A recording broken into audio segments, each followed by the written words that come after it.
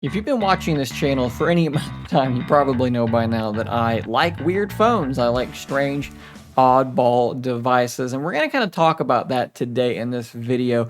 But we're also going to talk about the fact that sometimes that's not necessarily the best way to go. You shouldn't always lean into making progressively weirder and weirder devices. There was just a keynote held at something called, where was it? IMID 2024, and Executive Vice President and Head of Corporate Business Mobile/IT Display at Samsung.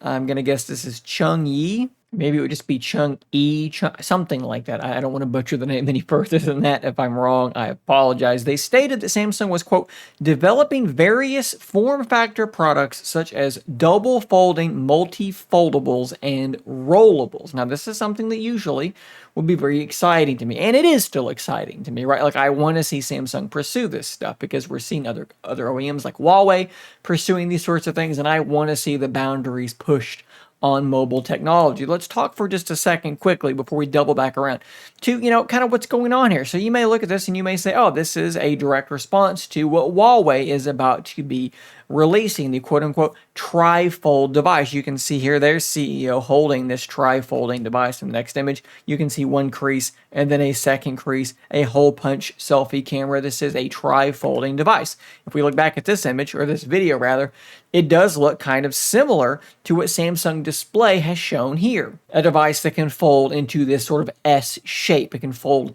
on two different hinges. But it's worth pointing out that Samsung is not doing this directly as a response to Huawei, because they've been producing these sorts of odd demos for quite a while. This is from 2023, and this is a quote-unquote in and out design. So this is a folding device that can fold in the traditional folding phone manner, but can also fold back around in the other direction. So it can go both directions, and they've also produced a flip version of this as well. If I skip ahead, we have a flip device that can fold in both directions. We can take this a step further. They've shown off devices that are capable of folding and rolling at the same time. As you can see here, this thing can fold on this axis, but it's actually rolling up here above to get much, much larger. So they've been playing with these sorts of just strange devices for quite a while now. I think as early as like 2020, we've been seeing these odd folding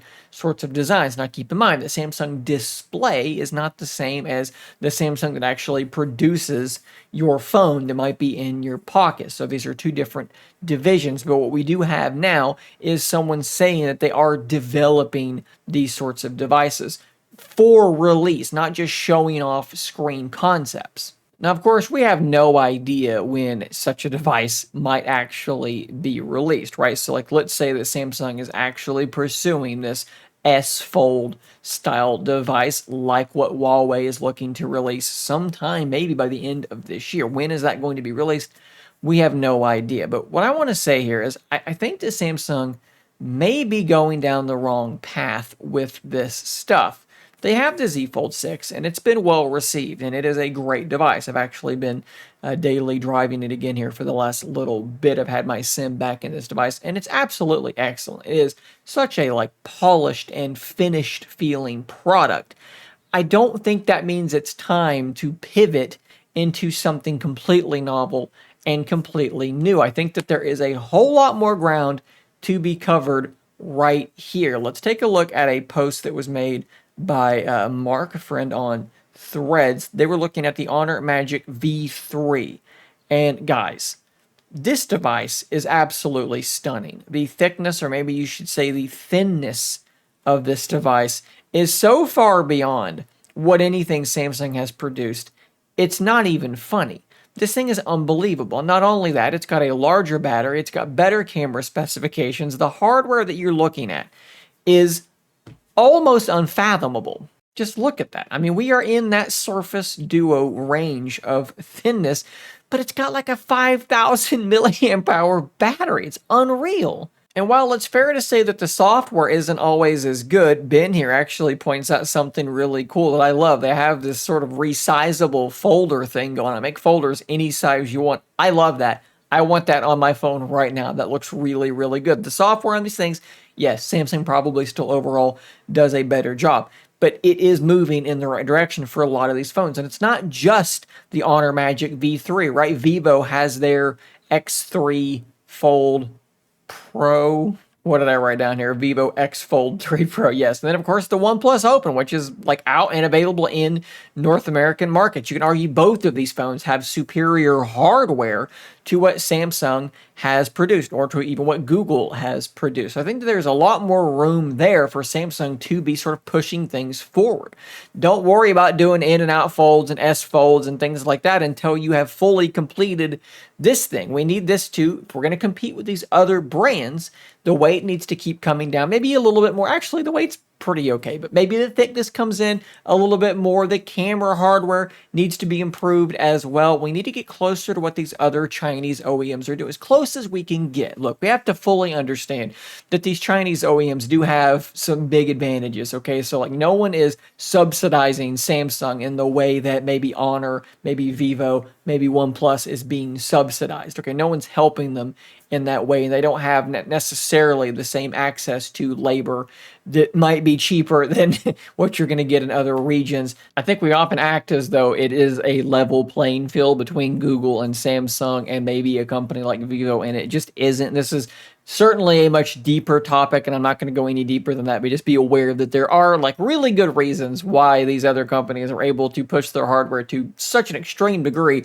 and then still like even undercut Samsung and Google on their prices. There's a lot going on there, but even still, I do think that Samsung does need to push things a bit further. They've been quite lazy with, in particular, their camera hardware. And while we have heard rumors of a Z Fold Slim, which is probably going to be exclusive to South Korea and maybe Chinese markets, that might be a little bit thinner and might actually use titanium for the back place or a metal instead of glass. It looks like it might be fairly interesting. That is not going to, with almost all certainty, be released in other regions. We can kind of ignore that.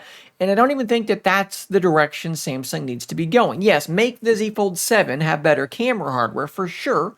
But I think that rather than going for these weird novel folding devices, maybe they should just be going with the Z Fold FE. Now, there have been rumors about this off and on. It looked like it was maybe going to happen, and then they pulled back from it.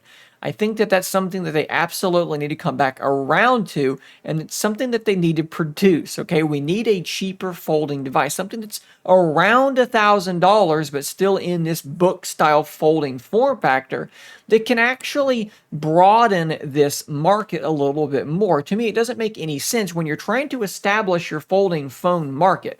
You're trying to get this thing off the ground. Finish getting this off the ground first, right? And a way that you do that is to produce a cheaper, closer to entry-level device. And I know that $1,000 is not an entry-level device for a lot of people, but it's a lot closer than $1,800 or $1,900.